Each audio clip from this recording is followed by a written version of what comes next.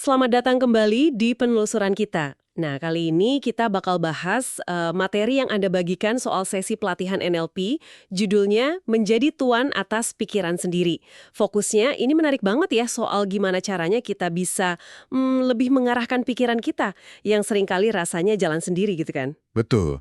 Dan materi promosinya ini langsung to the point ya. Iya, langsung nyentuh masalah yang kayaknya banyak dari kita alami. Pikiran rasanya rame, gampang banget kesulut emosi, atau malah kejebak overthinking. Atau kadang ngerasa down tapi nggak tahu gitu kenapa sebabnya. Nah, Persis. Sumber ini pakai analogi yang menurut saya cukup kena. Pikiran itu kayak kereta tanpa masinis. Melaju kenceng, tapi ya gitu nggak jelas arahnya. Pernah Anda merasa gitu? Wah, sering ya kayaknya. Pengalaman yang cukup universal mungkin. kayaknya sih gitu. Nah, disinilah NLP ini diperkenalkan sebagai sebuah pendekatan. Pendekatan untuk apa nih katanya? Katanya sih bukan buat ngelawan pikiran itu secara langsung ya, tapi lebih ke memahami cara kerjanya dulu, biar kita bisa megang kemudi gitu. Jadi, pikiran itu dilihat sebagai alat. Oke, mari kita coba beda ini ya. Menurut materi ini, gimana persisnya NLP bantu kita hadapi kereta tanpa masinis ini? Oke. Nah, yang menarik ya dari penjelasan di materi Anda itu, fokus NLP itu pada bagaimana proses berpikir itu terjadi. Oh, jadi bukan apa yang dipikirin. Bukan melulu soal itu. Lebih ke bagaimana sebuah pikiran atau perasaan itu muncul. Gimana pola-pola tertentu yang sering kita sebut pola pikir otomatis itu kebentuk. Pola pikir otomatis maksudnya kayak reaksi cepat gitu ya? Iya, betul. Reaksi cepat kita dalam situasi tertentu yang muncul gitu aja, tanpa kita pikirin secara sadar. Nah, tujuannya menurut materi ini ya, itu ngenalin pola-pola ini dulu. Oke, oke. Jadi, pikiran itu nggak dilihat sebagai musuh gitu, yang harus ditaklukkan. Tapi lebih sebagai sebuah sistem yang, ya, cara kerjanya bisa kita pelajari dan pahami gitu. Fokus pada bagaimana ini menarik sih. Jadi bukan cuma, jangan mikir gitu. Tapi lebih ke, gimana sih kok pikiran ini muncul? Terus bisa diapain? Gitu ya? Kurang lebih begitu. Kedengarannya lebih memberdayakan ya daripada sekedar nolak pikiran.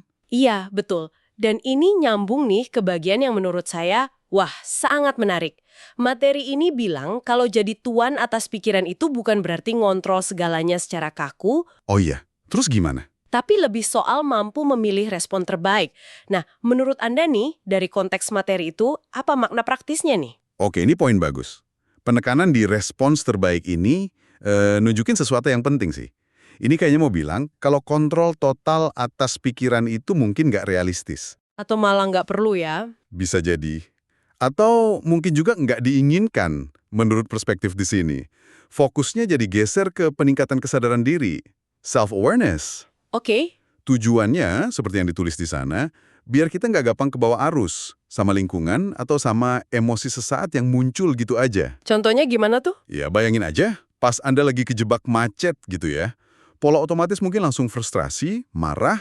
Nah, pendekatan yang digambarin di sini tujuannya kayak ngasih jeda mental gitu. Semacam ruang gitu ya? Ya, ruang buat Anda memilih respons yang beda. Walaupun ya macetnya sih tetap aja kan. Materi ini emang janjiin ada teknik NLP sederhana buat itu. Tapi sayangnya, detail tekniknya nggak dijabarin di sini. Ya sih, ini kan materi promosi ya. Tapi target pesertanya juga sejalan ya. Buat mereka yang pengen kesadaran diri, kendali diri lebih baik, yang ngerasa gampang ke distract, atau nyari tenang. Betul. Itu memperkuat kesan kalau fokusnya emang di pengelolaan diri dari dalam. Hmm, hmm. Dan menarik juga ya, kalau sesi menjadi tuan atas pikiran sendiri, ini ternyata baru pembuka. Oh ya, ada lanjutannya. Iya, dari 10 judul seri NLP yang ditawarin, ada lanjutannya kayak Stop Overthinking atau Reset Pikiran Negatif. Wah, banyak juga ya. Ini ngasih gambaran kalau pendekatan NLP yang ditawarin di sini tuh dilihat sebagai sesuatu yang aplikatif ya, buat macam-macam tantangan mental atau emosional yang spesifik. Melihat rangkaian judulnya, terus juga latar belakang trainernya yang katanya udah belasan tahun di bidang personal change dan motivasi, ini kayaknya mau negasin kalau NLP diposisikan sebagai semacam toolkit yang fleksibel ya. Iya, kayaknya gitu. Bisa buat hal sehari-hari, sampai mungkin tujuan perubahan diri yang lebih gede. Hmm, Kalau kita coba hubungan ini ke gambaran yang lebih luas ya, positioning NLP kayak gitu, emang sering sih kita temuin di materi-materi pengembangan diri.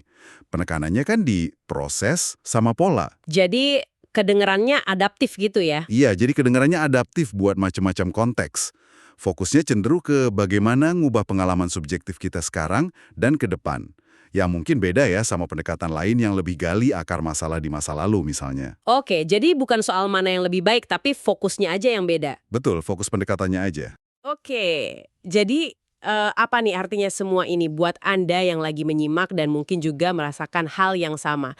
Intinya sih sumber ini nyajiin NLP sebagai jalan buat ningkatin kesadaran diri secara aktif. Kesadaran diri ya kuncinya. Iya, tujuannya bukan kontrol absolut yang kaku, yang mungkin juga nggak mungkin ya, tapi lebih ke dapat kemampuan buat secara sadar milih gimana Anda ngerespons pikiran dan perasaan yang muncul. Jadi ada pilihan ya? Betul. Ini soal geser mindset dari yang tadinya cuma jadi penumpang reaktif di kereta pikiran Anda, jadi orang yang lebih proaktif megang kendali arahnya. Gitu. Nah, ini mungkin jadi mancing satu pertanyaan penting ya, buat Anda renungkan lebih lanjut berdasarkan inti materi ini. Pertanyaan apa tuh? Kan tadi dibilang memahami bagaimana pikiran Anda ngebentuk pola-pola otomatis, itu langkah awal yang krusial buat bisa mulai ngarahinnya. Nah, pertanyaan reflektifnya mungkin gini.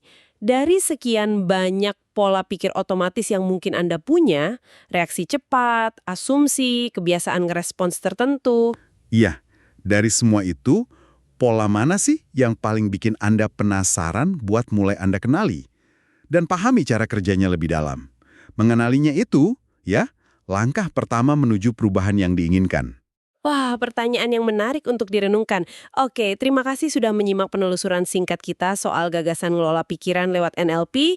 Berdasarkan materi yang Anda bagikan tadi, semoga ada percikan wawasan baru ya buat Anda eksplorasi lebih jauh.